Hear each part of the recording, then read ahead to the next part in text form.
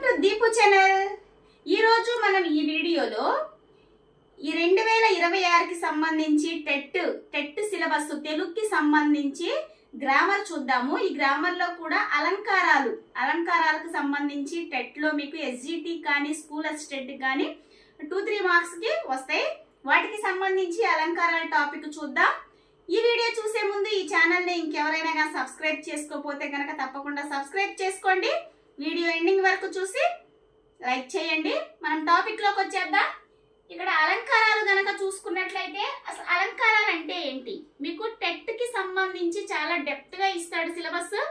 ఇది నిర్వచనం దగ్గర నుంచి కనుక చూసుకున్నట్లయితే అలంకారాలు అంటే కావ్యానికి అందాన్ని చేకూర్చేది అలంకారాలు. అంటే కావ్యం మనం చదవడానికి చెవులకు ఇంపుగా అందంగా ఉండాలి అంటే గనక దానికి అందాన్ని చేకూర్చేది అలంకారాలు. ఈ అలంకారాలు అనేవి మనం 3 రకాలుగా చెప్పుకోవచ్చు. అవేంటంటే 1 అనుప్రాస అలంకారం, 2 ముక్త పదగ్రస్తం, 3 యమకం. ఇవి 3 రకాలు అలంకారాల్లోనివి. మళ్ళీ దీన్ని సపరేట్గా గనక చూసినట్టుకున్నట్లయితే అనుప్రాస అలంకారంలో మళ్ళీ 4 రకాలు అనేవి ఉంటాయి. వాటిని గనక చూసుకున్నట్లయితే దానిలో మొదటిది వృత్యానుప్రాస అలంకారం, 2వది చేకానుప్రాస అలంకారం, 3వది లాటానుప్రాస అలంకారం, 4వది అంత్యానుప్రాస అలంకారం.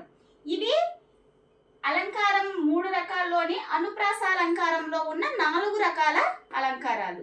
నెక్స్ట్ 2వది ముక్త పదగ్రస్తం. దీనిలో భాగాలు అనేవి ఏవి ఉండవు, ఇది సింగిల్ గా ఉంటుంది. నెక్స్ట్ యమకం అనేది దీనిలో భాగాలు ఉండవు. ఇది అలంకారాలు రకాలకు సంబంధించిన టాపిక్. ఈ టాపిక్ లో నుంచి అంటే అలంకారాలు మనం డెప్త్ గా వెళ్లకుండా ఈ రకాల్లో నుంచే ఒక బిట్ రావచ్చు.